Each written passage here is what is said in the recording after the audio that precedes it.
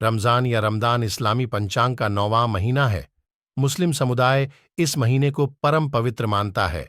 इस माह की विशेषताएं महीने भर के रोजे रखना, रात में तरावीह की नमाज पढ़ना, कुरान तिलावत करना, एतिकाफ बैठना यानी गांव और लोगों की अभ्युन्नति व कल्याण के लिए अल्लाह से प्रार्थना करते हुए मौन व्रत रखना, जकात देना, दान करना, अल्लाह का धन्यवाद अदा करते हुए इस महीने के गुजरने के बाद शव्वाल, जो इस्लामी पंचांग का 10वां महीना की पहली तिथि को ईद उल फित्र मनाते हैं, इत्यादि को प्रमुख माना जाता है। कुल मिलाकर पुण्य कार्य करने को प्राधान्यता दी जाती है। इसीलिए इस माह को नेकियों और इबादतों का महीना यानी पुण्य और उपासना का माह माना जाता है। सुन्नी मुसलमानों के विश्वास के अनुसार इस महीने की 27वीं रात शब कद्र को कुरान का नुज़ुल अवतरण हुआ। इसीलिए इस महीने में कुरान को अधिक पढ़ना पुण्य कार्य माना जाता है। तरावीह की नमाज में महीना भर कुरान का पठन किया जाता है, जिससे कुरान पढ़ना न आने वालों को कुरान सुनने का अवसर अवश्य मिलता है। रमजान की पहली और आखिरी तारीख चांद्रमान इस्लामी कैलेंडर द्वारा निर्धारित की जाती है। हिलाल देखकर रमजान मास शुरू किया जाता है। लैलतुल कद्र को वर्ष की सबसे पवित्र रात माना जाता है। आमतौर पर माना जाता है कि रमजान के आखिरी 10 दिनों के दौरान एक विषम संख्या वाली रात होती है। शियों का मानना है कि शब ए कद्र रमजान के 30वीं रात है। ईद उल फित्र है, जो रमजान माह के अंत और शव्वाल माह के पहले दिन मनाई जाती है। रमजान के आखिरी दिन चांद देखकर अगले दिन ईद घोषित किया जाता है, यानी नया चांद देखकर किया जाता है। अगर चंद्रमा का दर्शन नहीं हो पाया तो उपवास के 30 दिनों के पूरा होने के बाद घोषित किया जाता है। रमजान का महीना कभी 29 दिन का तो कभी 30 दिन का होता है। इस महीने में मुस्लिम समुदाय के लोग उपवास रखते हैं। उपवास को अरबी में सौम कहा जाता है, इसलिए इस मास को अरबी में माह-ए-सियाम भी कहते हैं। फारसी में उपवास को रोजा कहते हैं। भारत के मुस्लिम समुदाय पर फारसी प्रभाव ज्यादा होने के कारण उपवास को फारसी शब्द ही उपयोग किया जाता है।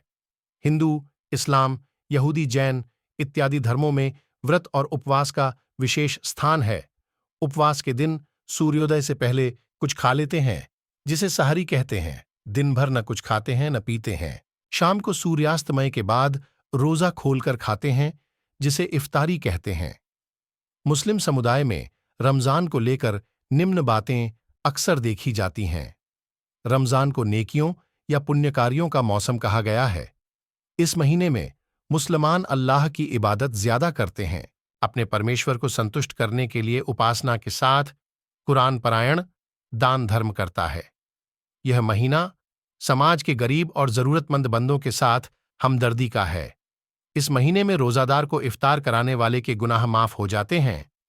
पैगंबर मोहम्मद से आपके किसी साथी ने पूछा, अगर हम में से किसी के पास इतनी गुंजाइश न हो तो क्या करें? तो हजरत मोहम्मद ने जवाब दिया कि एक खजूर या पानी से ही इफ्तार करा दिया जाए। यह महीना मुस्तहिक लोगों की मदद करने का महीना है। रमजान के तल्लुक से हमें बेशुमार हदीसें मिलती हैं और हम पढ़ते और सुनते रहते हैं, लेकिन क्या हम इस पर अमल भी करते हैं?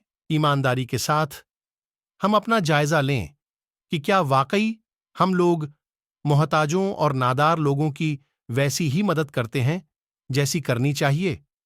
सिर्फ सदक़े फित्र देकर हम यह समझते हैं कि हमने अपना हक अदा कर दिया है।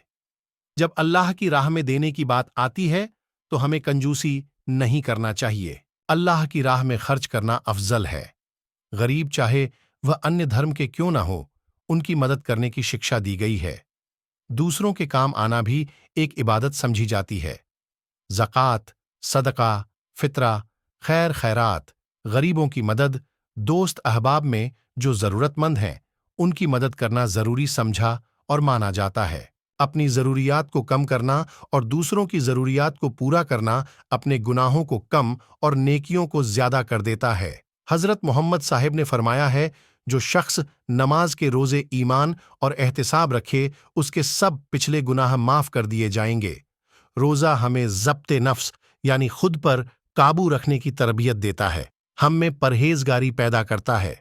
लेकिन अब जैसे ही माह रमजान आने वाला होता है, लोगों के जहन में तरह तरह के चटपटे और मजेदार खाने का तसव्वुर आ जाता है। क्या है सहरी और इफ्तार, सूर्योदय से पहले कुछ खान पान कर लेते हैं, खजूर या अन्य मनपसंद चीज खाई जाती है जिसे सहरी कहा जाता है। वहीं इफ्तार सूर्य अस्त होने के बाद इफ्तार किया जाता है।